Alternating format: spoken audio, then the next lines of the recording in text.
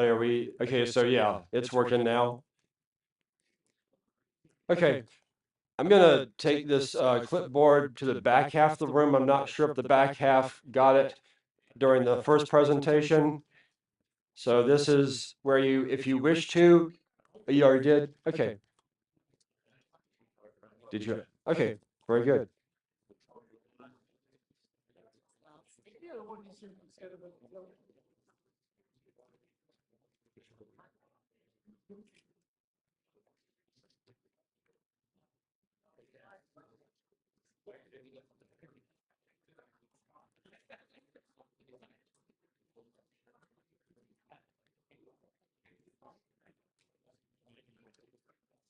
Okay, folks, so it's me again.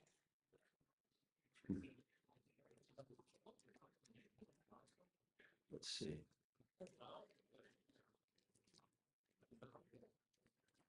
All right, so here's the second presentation. And so the 11-minute rule, what does that mean? This is going to be something that probably, I'm not sure if anyone in this room will have heard of this. It took some looking into on my part, and it was pretty surprising when I found it. So, company called Accenture, which does a lot of consulting in the public utility space. See that stat? The average customer interacts with their utility about 11 minutes a year. That's about how much they think of us. Not in terms of how they value us or whether they like us or not. That's just the amount of attention in their minds we receive. And that study was run in late in the last decade. By contrast, the average person thinks about food roughly 15% of every day. I haven't even eaten yet today. I do intermittent fasting, so think about how much I'm thinking about food right now. So this gives you a sense of where we stand in terms of ratepayers' attention spans. So you have to kind of ask yourself, well, what do ratepayers want from a public utility, from a public water utility specifically?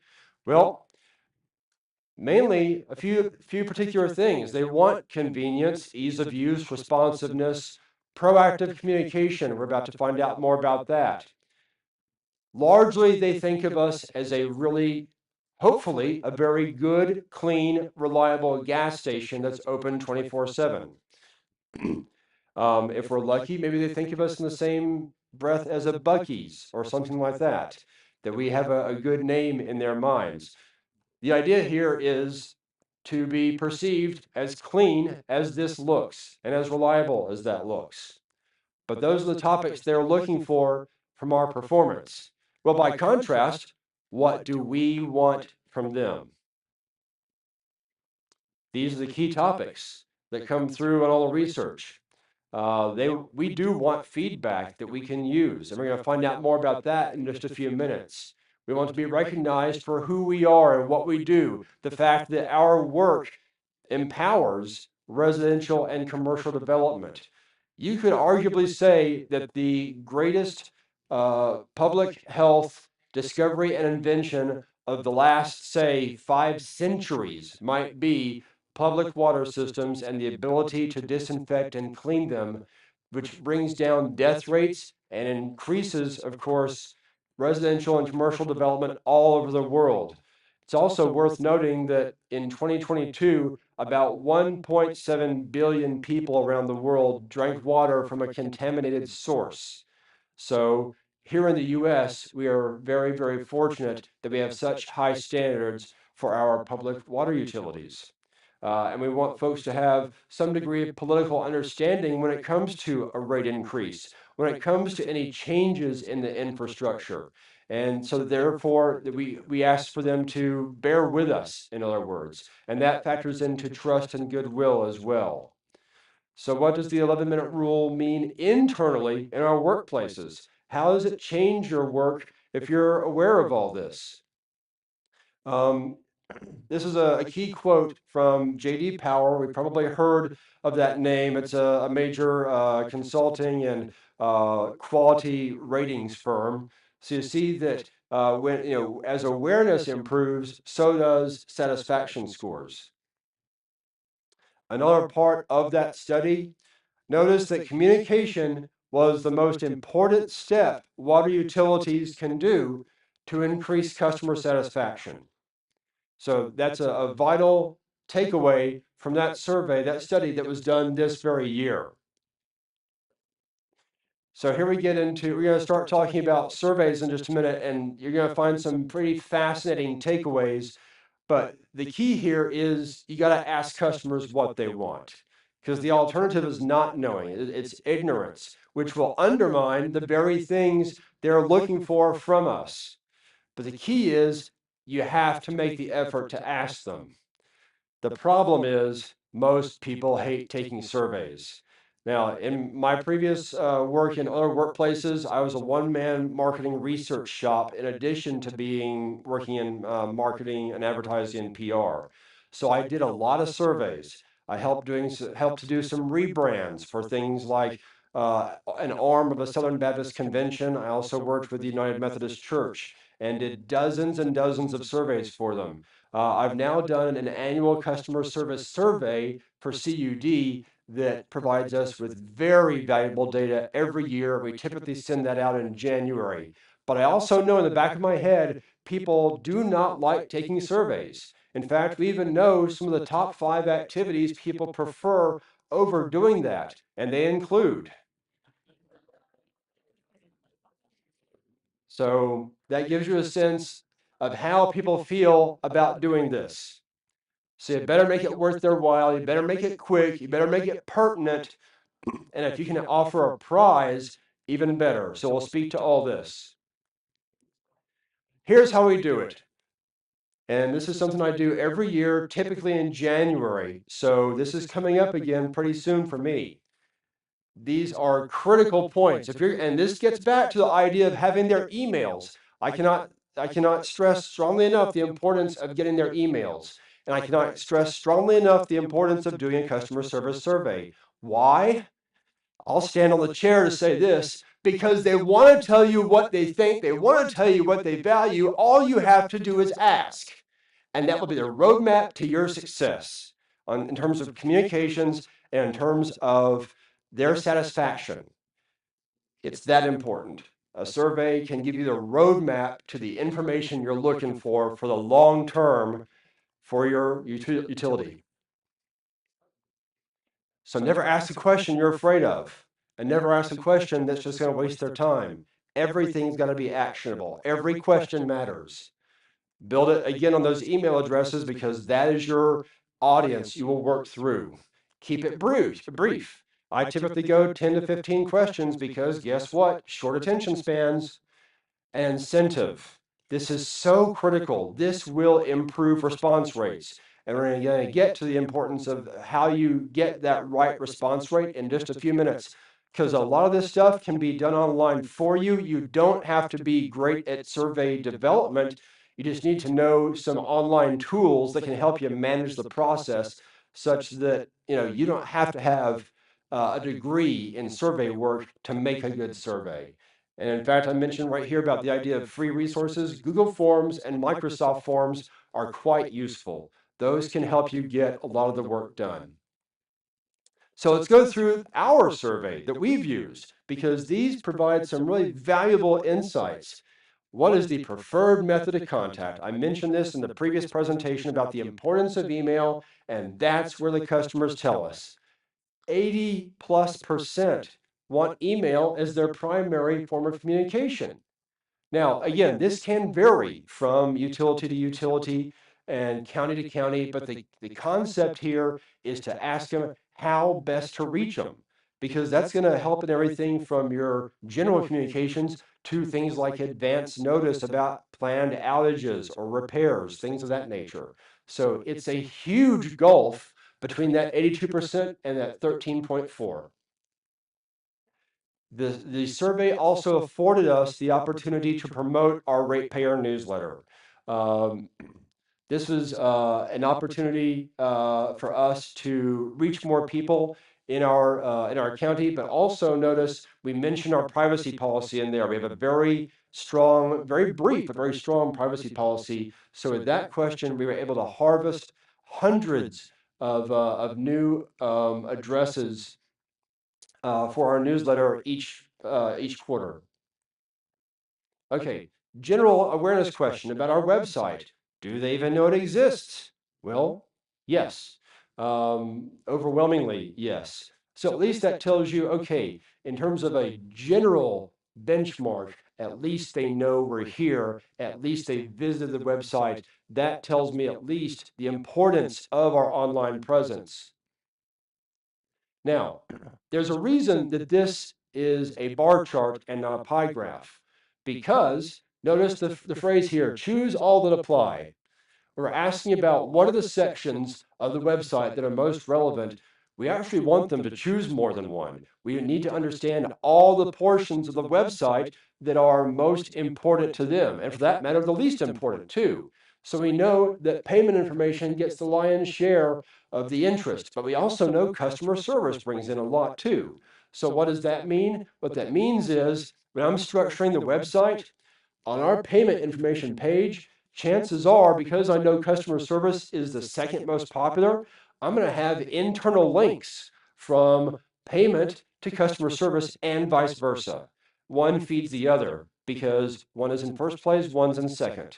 And you also see how far down the list other spaces are.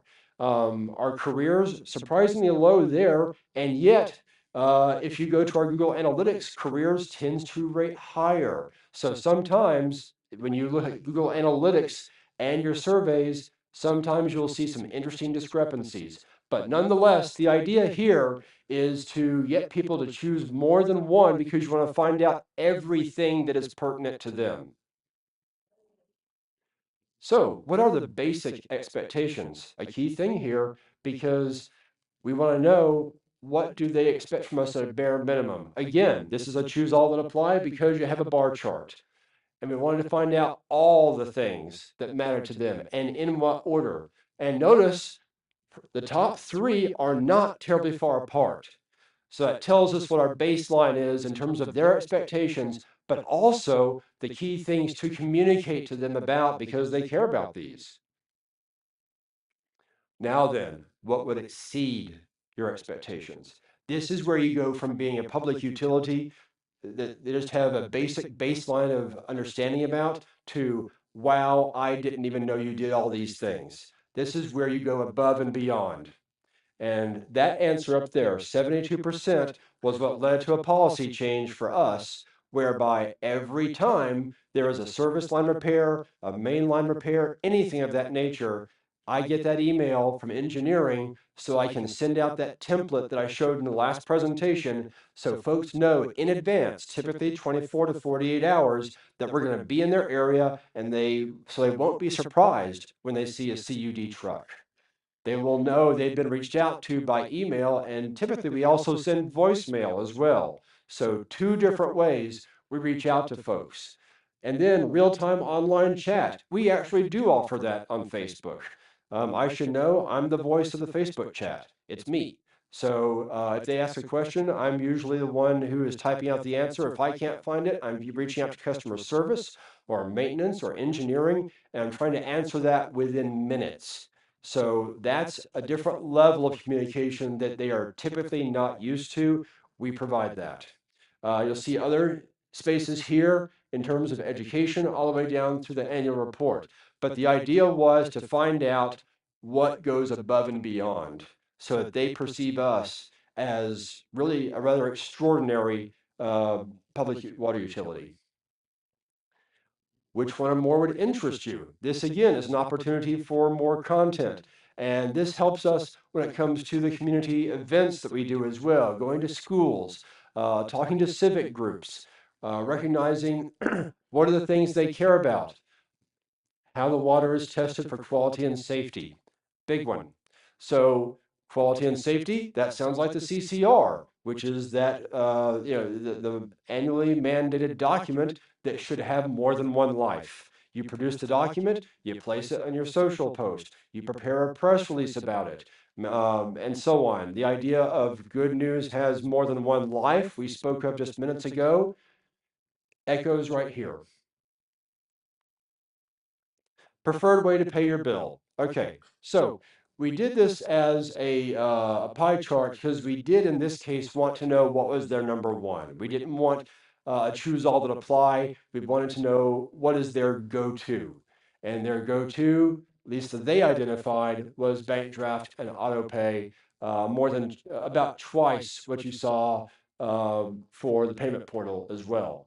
So that gives us, again, it forces their hand to choose one payment option that they prefer above all others. So in terms of how we built this up, this was promoted by email blast. Yet again, the importance of email. I got a full list, which was it was close to 40,000 addresses. So we sent it out as an email blast, and we also promoted it on our social pages as well. And notice in the email blast, we talk about you could win one of 5 Amazon gift cards. Okay, back to the idea of a prize drawing or a raffle. I've never seen this fail. This is a great way to increase the response rate. Um, it's if you're just offering one prize, that may not be as useful as breaking it up into having multiple prizes to give folks a better sense that they might be able to win. And it's a fairly small amount of money, so you don't have to necessarily worry about folks saying, well, that money had been better spent elsewhere.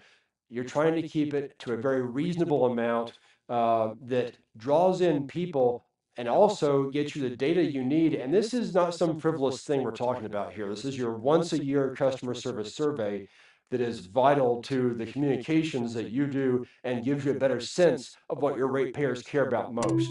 And so we've received, in fact, last year, in 2024, I should say, we received more than 2,900 responses. That number, I think, is actually a little bit low. We went above that, actually. But you're going to find out why that number is important in just a moment. And as you see, 800 plus new subscribers to our newsletter. Right now, we have about 4,500 subscribers to our ratepayer newsletter that goes out quarterly in the county. Also, thanks to all of you who signed up for that as well. At 4,500, we now reach a little bit over 5% of the ratepayer base. And the 5% was a big deal for us because that's a nice round number that indicates a substantial amount of growth and interest from our ratepayers in what we do.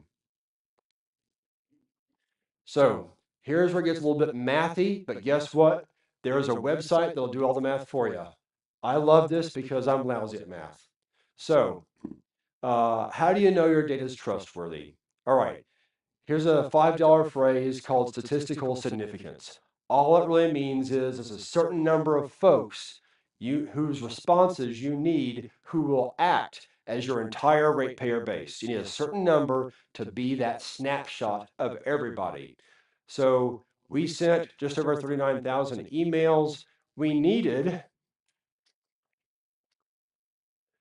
2,262 to reach what we call 95% confidence level. Why is 95% important? It's really the 5%, the remainder that's critical. The 5% rule is when you hit 5%, if you're above 5%, you're now in the land of luck or randomness, or maybe not quite so trustworthy. You hit 5% or below, you're solid. That's when you know there's no luck involved, there's no randomness involved. This is a real snapshot that we need. And the survey, again, required only about 2 minutes to complete. Here's the website that I use to plug in all this information and get what I need, because I can plug in my overall number of people that I sent it out to. I can determine a margin of error at, now you want to shoot for that 5%, but if you get a much higher number of responses, your margin of error decreases to make it even better. And then the confidence level, of course, 95%. So this website, checkmarket.com, is what I've used multiple times to make sure my numbers are good and to know what I need to hit to get that data to be perfect as a snapshot of all of my ratepayers. So our population size was 40,000 emails. We needed to be able to get, let's see, the estimated response rate was 20%. The thing is, we exceeded all those numbers. I attribute that to the fact that, again, the survey was brief. We had the raffle involved as well. We have ratepayers who are invested in this idea of what we do, and therefore we were able to get very high numbers of responses. So that really provided us with the findings that were valuable to our efforts going forward in communications. You see the here's a closer of what we got, of course. I'm just gonna move on from that.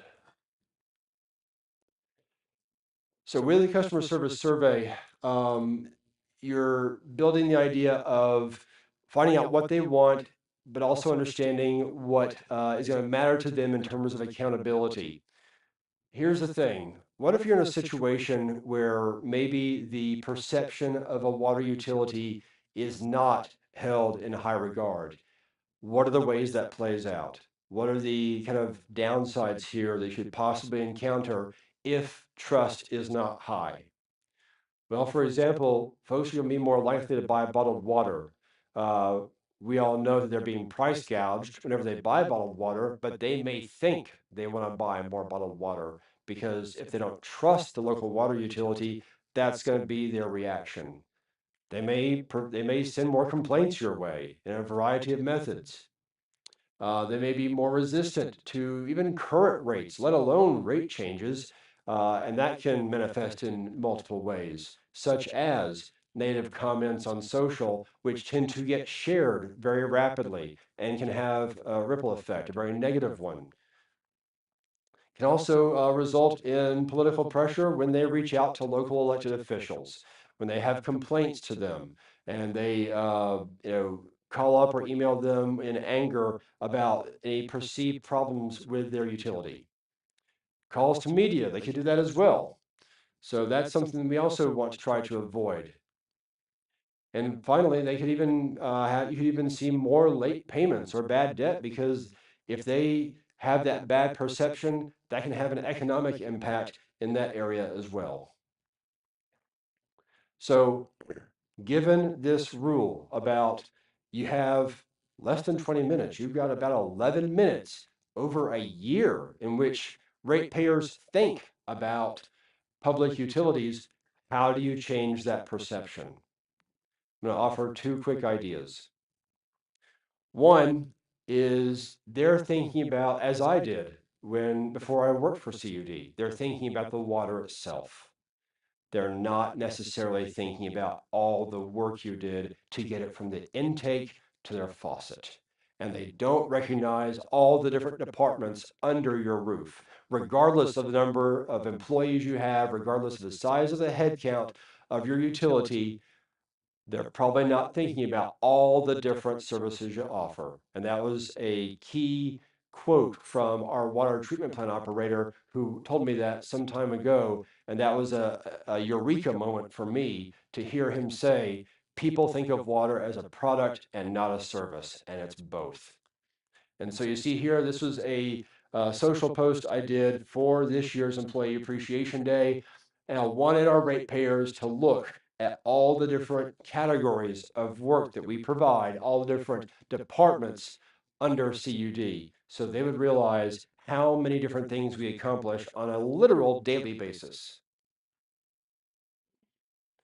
Another thing to think about with regard to water as a service is the notion that our business model is kind of unusual. When you think about it, we're not business to business. We're not business to business. We're not business to consumer.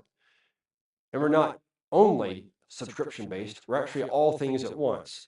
And you think subscription based, that's what, a magazine or Netflix or something like that.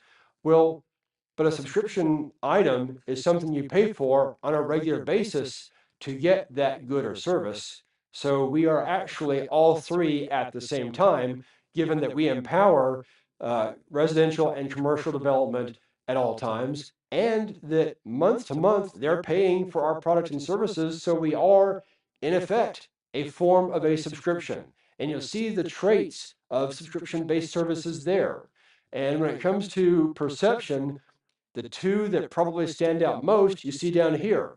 Customer service, when they call, they have a problem, something like that, and the metrics and analysis, which play into everything from your social content to your annual reports, data that you can provide to customers in various formats, all that sort of thing. These are topics that will help to move the needle, and so for good or ill, depending upon your situation.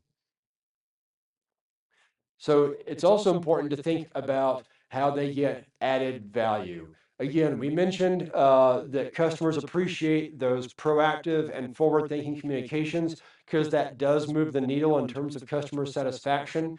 One of the things, and the results of your survey are going to tell you what matters to them, but when they have complaints, sometimes it's important to let them know we sent you a voicemail and an email.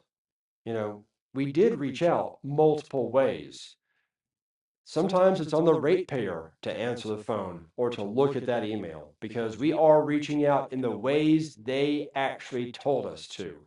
And that's the important thing to keep in mind in terms of added value. Some places perhaps the CUD, the utility truck just shows up and they're not sure why. We're making sure that they're getting that advance notice. And we're also going out of our way to provide the content about accountability and transparency as often as possible. And the results of your survey, as noted, will tell you what they value most. So let's talk about some additional tactics that will help in terms of communications and really making good use of that 11-minute rule. So I mentioned bottled water, how folks tend to get gouged, price gouged. This is actually a little mini poster we have at our branding table. So I worked with our operations department, found out how much $2 will buy of our water, 300 plus gallons, compared to 20 ounce bottle. And with us, no bottle needed, no impact on a landfill, and of course, we are accountable to the state and federal government at all times for safety and quality. We have a very, our CCR has been in perfect shape for years and years now. So when folks, speak of bottled water, I am happy to pick the fight because all the data is on our side. All the data is on all of our sides. We produce a better product, and frankly, some of the background research indicates that the bottled water companies spend a lot of time and a lot of money and effort sowing the seeds of doubt about the public water supply. So whenever you're buying, I shouldn't say you, whenever someone buys that bottle of Dasani or Aquafina or whatever, look, I get it that in certain situations you need that convenience drink, but you're getting price gouged and the product isn't as good as what we as a public utility, as a sector of the economy, what we produce. We actually make a better, safer product that doesn't take 400 years to break down in a landfill. So I mentioned Google Analytics about how you build internal links. Recognize that chances are to most of your ratepayers, your website is the gas station. There's nothing wrong with that. That's okay. You want to make sure it's as good a gas station as possible. It's your social feeds, as I mentioned in the last presentation, where you have the opportunity to speak more about the human faces and celebrate your wins and so on. But this is just a snapshot of our Google Analytics readouts. And one of the things I like to look at is to see what are our top 10 pages in terms of popularity. Where can I build internal links to make it as easy as possible on the ratepayer to find what they want in 2 clicks or less? That's my general rule, 2 clicks or less. because they want convenience. Again, the gas station concept. They don't want to have to go through a number of pages to find what they're looking for. It's got to be simple and quick. And yeah, you're trying to solve problems in real time for them. So make that a very simple process throughout your website. This is another thing. We have a customer experience team that we've started to look for opportunities to remove friction, wherever that may be, in all of our systems and all of our methods. And friction is anything that resembles a chore, anything that is tougher than it should be. Back to the website, 2 clicks or less, because when you get beyond that, you've built in friction. And so we want the friction, we're looking at promoting our communications channels because that makes it easier for them to reach out to us. We want payment to be as simple and secure as possible, back to cybersecurity. We want them to know that when they are sending their money, it is secure and that their data is secure. And of course, that they are receiving advance notice about outages and repairs. One other thing, the look of our buildings. When they walk in, do they feel like this is a very professional workplace, regardless of how many employees you have? Doesn't mean you have to try and give it an extreme makeover. Doesn't mean it's got to look, like you spent a ton of money on it, but rather, is it clean and does it provide some messaging about who you are? Perhaps your core values, your mission statement, your vision statement. Do they see, perhaps you've won some awards? That's a perfect place to put your awards on the wall of your customer lobby. Let them know the kind of quality you have in your workforce. So I think that recognizing the importance of your lobby as your front porch of your home, you're trying to build a little bit of curb appeal and to let folks know that that first impression is going to be a very strong one. So I think that's something to at least consider with all of our lobbies. Sometimes I do a thing about once a month. I walk into our lobby and take a look around to see if there's anything I need to replenish in terms of communication supplies, or is there an opportunity that I'm missing to put something on the wall that will provide information to our walk-in traffic. So, what if we were to think about increasing that 11 minutes to maybe closer to 30 minutes? We're not asking people for a ton of time out of the course of their year. What we are asking for is awareness. And we're hoping to move the needle in terms of appreciation and understanding of our work as a public utility. So, some key concepts that I'd like to hammer home with our ratepayers in terms of just general good content that helps them better understand our work.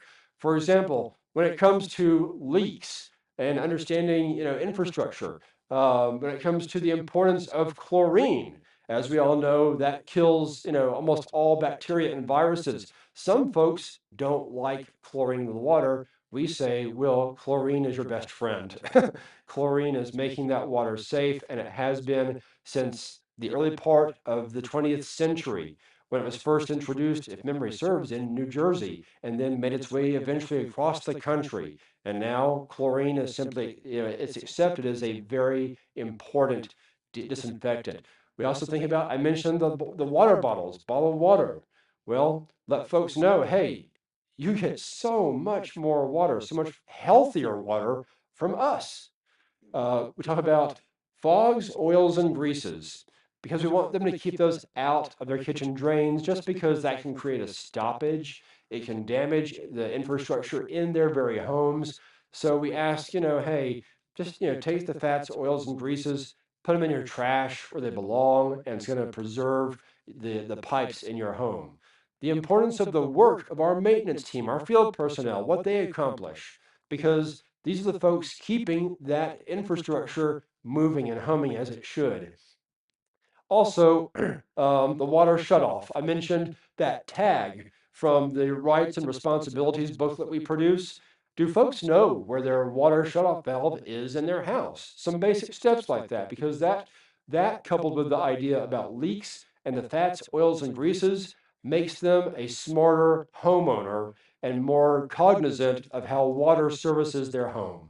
So these kind of things, these are little nudges intended to move from 11 minutes of their attention over the course of the year to slowly working up towards 20 minutes, 25 minutes, 30 minutes even. So they're aware of who we are, the work we do, and how we try to serve them at all times. So you think, okay, well, I don't have a large workforce. How do I do all these things? You're not expected to.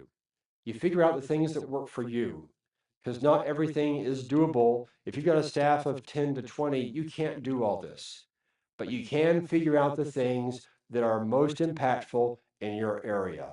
No one's expecting you to hire an ad shop. No one's expecting you to hire on several new people, but you figure out what little steps can I take that will make a difference for the ratepayers, and they reciprocate through higher trust.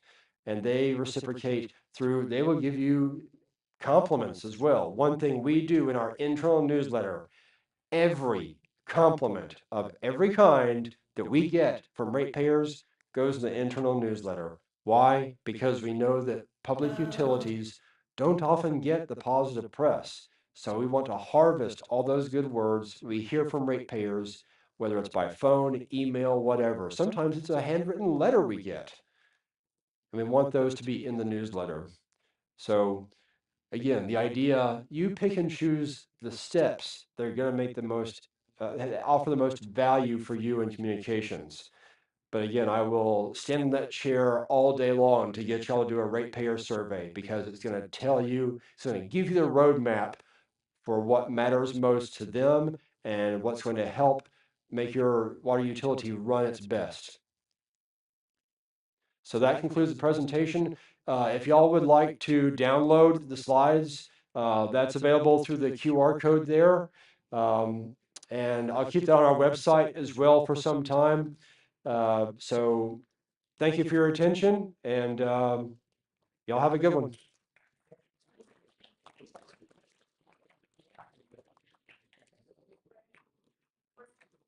Yes.